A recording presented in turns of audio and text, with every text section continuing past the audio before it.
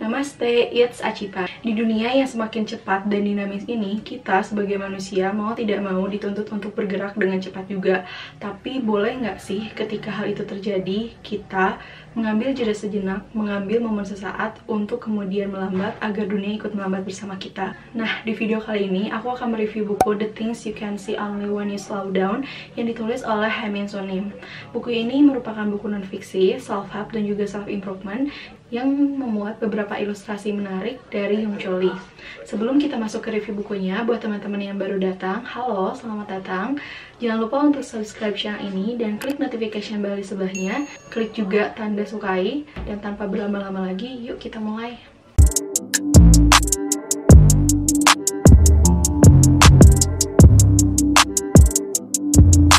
Buku yang ditulis oleh seorang Buddhist Zen asal dari Korea Selatan dan pernah menempuh beberapa pendidikan di Amerika Serikat, juga menjadi seorang profesor di salah satu perguruan tinggi di Massachusetts ini, merupakan buku yang memuat kebijaksanaan hidup. Buku ini memuat 8 chapter yang masing-masing mewakili berbagai aspek kehidupan seperti hubungan persahabatan, percintaan, kemudian juga karir di dalam pekerjaan, hidup secara keseluruhan, masa depan, bahkan termasuk juga spirituality-nya. Di buku ini ada berbagai kebijaksanaan hidup, dengan setiap chapternya itu terdiri dari setidaknya ada 2 esai yang masing-masing kemudian diikuti dengan kutipan-kutipan yang ditulis oleh Haemin Sunim. Walaupun bisa dibilang kutipan-kutipannya itu agak klise, mungkin kita pernah dengar sebelumnya, tapi menurutku setiap kutipan-kutipan tersebut tuh butuh dimaknai secara mendalam gitu. Walaupun memang kita bisa membacanya dengan cepat, menurutku perlu waktu yang tidak sebentar untuk memahami dan menjalankannya dalam kehidupan sehari-hari. Aku pribadi baca buku ini pertama kali itu tahun lalu, pinjam dari host travelingku, dan enak banget momennya karena baca buku ini waktu selanjutnya di pantai. Jadi mungkin buat teman-teman yang tertarik juga untuk baca buku ini, aku sarankan untuk membacanya dengan kondisi atau suasana yang benar-benar mendukung gitu, supaya kalian memahaminya bisa lebih enak, bisa lebih enjoy juga gitu. Di chapter 1 dan 2, aku bisa simpulkan bahwa di sini kita diharapkan bisa aware terhadap diri kita sendiri. Karena mungkin teman-teman pernah ngerasa nggak sih ketika perasaan kita atau pikiran kita lagi kalut, seolah-olah dunia juga ikutan kalut. Ketika kita afirmasikan dalam diri kita kedamaian, kemudian ketenangan, kesenangan, maka dunia seolah-olah berkonspirasi untuk mendukung apa yang kita rasakan juga. Di chapter pertama ini juga menyatakan demikian gitu. Kita melihat dunia sebagaimana kita melihat diri sendiri. Selanjutnya di chapter kedua itu tentang mindfulness. Mindfulness itu sendiri kan berarti sadar diri penuh arti kini di sini gitu. Jadi kita tidak khawatir terhadap apa yang akan terjadi di masa depan, atau mungkin resah terhadap apa yang sudah terjadi atau terlewati di masa lalu, tapi benar-benar kita present the moment gitu, live the moment gitu, dan rest the moment juga. Jadi benar-benar tidak hanya hadir saat ini, tapi juga benar-benar menikmatinya atau menjalaninya dengan semaksimal mungkin saat ini.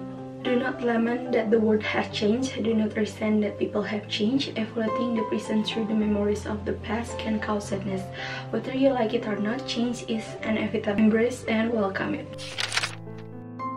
Nah, di chapter berikutnya kita berbicara tentang passion. Ada kutipan lainnya yang aku suka, itu adalah choose happiness not success as your life's goal. If you become successful but are not happy, then what's the point? Passion ini tuh benar-benar untuk melihat lagi apakah yang kita jalankan saat ini tuh benar-benar apa yang kita sukai, apa yang kita ingin melakukan, apa yang benar-benar menyenangkan gitu. Bukan sekadar untuk mendapatkan materi ya, walaupun itu juga salah satu tujuannya. Tapi kalau misalkan teman-teman lagi ngerasa capek nih ketika melakukan suatu pekerjaan, maka ingatlah lagi apa tujuan awal teman-teman melakukan hal tersebut.